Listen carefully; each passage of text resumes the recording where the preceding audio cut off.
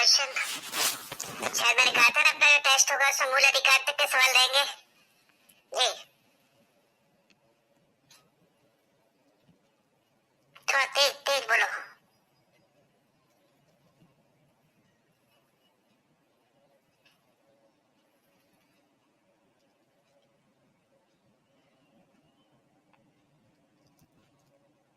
सवाल पूछो डायरेक्ट, इतनी कहानी मुझे मत बताओ। तो डायरेक्ट सवाल पूछो। आपका सवाल ये है, लंबी कहानी देने की क्या जरूरत है?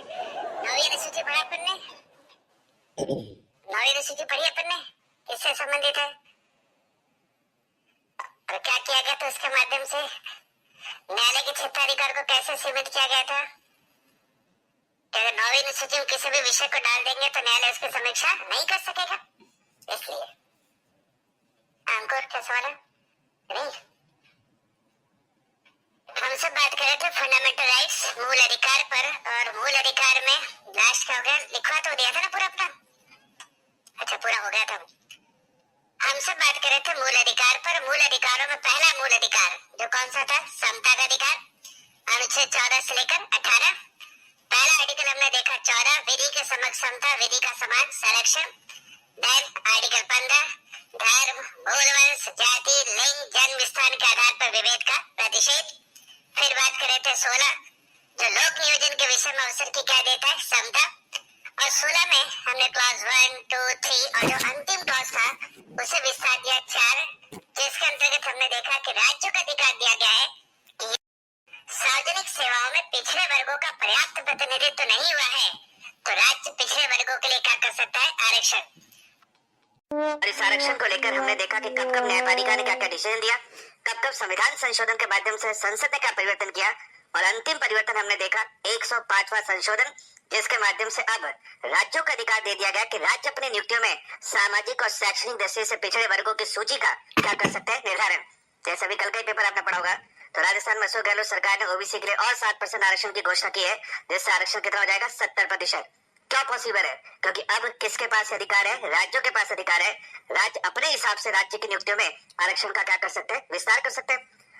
मैंने कहा था आर्टिकल 16 में 2 क्लॉज ज्यादा महत्वपूर्ण है, एक 16(4), दूसरा 16(6).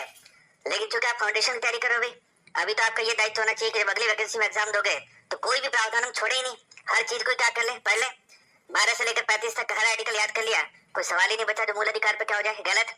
या सारा संविधान तो आपके कोर्स में है नहीं, 1 से लेकर 300 तब भी याद कर जाओ देवी कोर्स में, और इधर 105 संशोधन याद कर जाओ। कोई ऐसा सवाल ही नहीं बचा जो संविधान से पूछा जाए और क्या हो जाए? गलत हो जाए। क्या बचेगा कोई?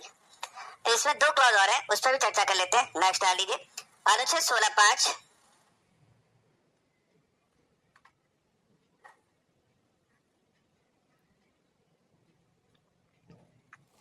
16(5) क्या तक हो गया था अपना? पहले से समझिए। आर्टिकल 16(2) में हमने देखा था कि नियुक्तियों में कितने आधार पर भेदभाव नहीं किया जाएगा? 7 आधार पर।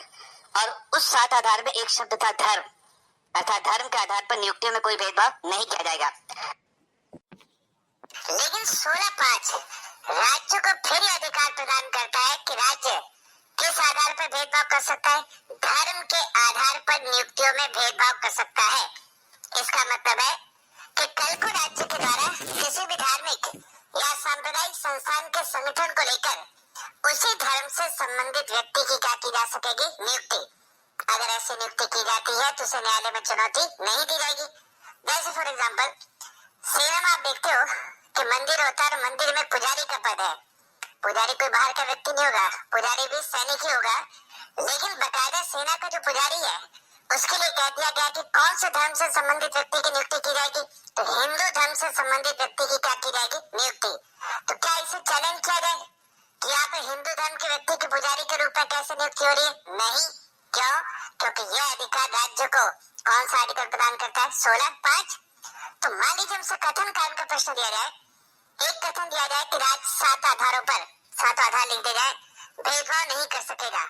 और वही दूसरे कथन में दिया जाए कि धर्म के आधार पर राज्य के द्वारा विभेद किया जा सकता है, तो दूसरा कथन भी क्या होगा? सत्य। जैसे कल हमने 16(3) में देखा था कि निवास के आधार पर भी राज्य के द्वारा क्या किया जा सकता है? भेदभाव वैसे धर्म के आधार पर विभेद की अनुमति कौन से क्लॉज में, तो 16(5). अब इसके बाद मैंने कहा कि जो दूसरा क्लॉज महत्वपूर्ण कौन सा है, 16(6). इसमें क्या है, तो इसके अंतर्गत राज्यों को अधिकार प्रदान किया गया कि राज्य किसके लिए, कौन सा वर्ग, EWS इकोनॉमिक वीकर सेक्शन, इन्हें नियुक्तियों तथा पदों में क्या प्रदान कर सकेगा, आरक्षण। और ये पूर्व निर्धारित सीमा की 10% की वृद्धि के साथ क्या किया जा सकेगा, लागू। अब पूर्व निर्धारित सीमा मतलब तो इंदिरा आसानी बाद में याद कीजिए, हमने पढ़ा कितनी हो सकता है आरक्षण, 50%। इसे पूर्व निर्धारित सीमा के 10% वृद्धि के साथ क्या किया जा सकेगा, लागू किया जा सकेगा। साथ के साथ इसमें कहा गया कि इसमें कौन शामिल नहीं होगा, तो इसमें 16(4) में उल्लेखित वर्ग शामिल नहीं होगा। अब 16(4) में कौन सा वर्ग हमने पढ़ा, पिछड़ा, जिसमें अनुसूचित जाति जनजाति पिछड़ा वर्ग है, वो इसके अंतर्गत शामिल नहीं होंगे। इसके अंतर्गत केवल जो आर्थिक रूप से दुर्बल वर्ग है उन्हीं के लिए कितने प्रतिशत आरक्षण का प्रावधान किया गया, 10। हमने इस बात को ले लिया कि न्यायपालिका में चुनौती दी गई थी और न्यायालय ने बकायदा EWS के चाहे शैक्षणिक संस्थाओं में हो चाहे नियुक्ति और पदों में हो बकायदा क्या दे चुकी है, मान्यता। तो 2 क्लॉज याद होने चाहिए, में 16 में एक 4, दूसरा कहा जाए तो 6, अंतिम जो क्लॉज जुड़ा है वो 6 जुड़ा है। और पीछे मैंने कहा था कि इसे कौन से संवैधानिक संशोधन से जोड़ा गया है, तो वो संशोधन कौन सा हो जाएगा, 103। तो 16(5) के आगे लिख लीजिए पहले।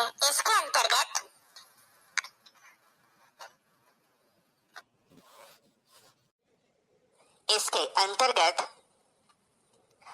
धर्म के आधार पर, केवल धर्म शब्द को ऑनलाइन कर लो, इसके अंतर्गत धर्म के आधार पर राज्य को विभेद की अनुमति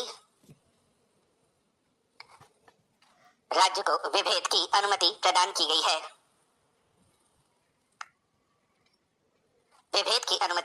गई है। नेक्स्ट, अनुच्छेद 16(6), इसे वापस इंपॉर्टेंट टिक कर लीजिए। 16(6) आगे डैश करके लिख लीजिए। 103 में संविधान संशोधन अधिनियम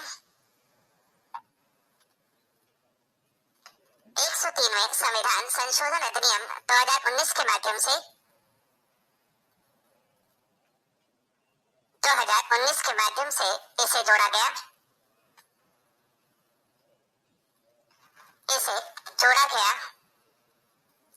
तथा यह प्रावधान किया गया कि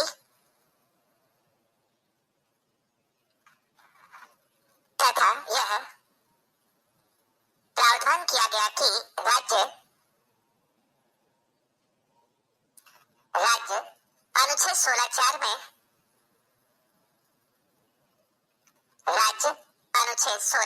में उल्लेखित वर्गों के अतिरिक्त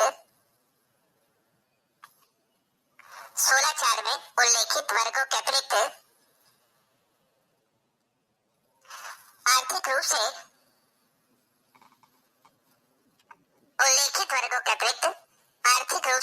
दुर्बल समुदायों के लिए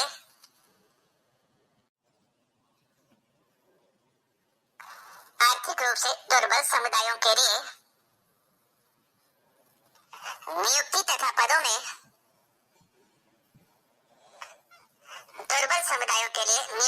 पदों में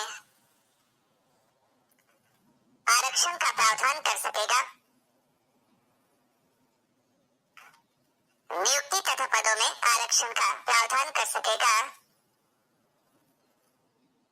जिसे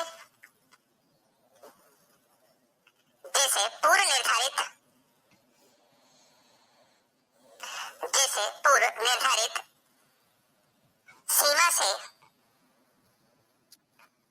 निर्धारित सीमा से 10% की वृद्धि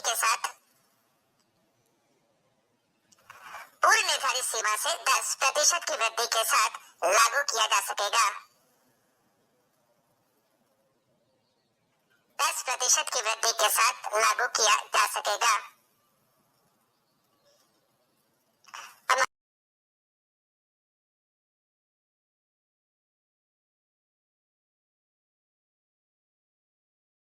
दोनों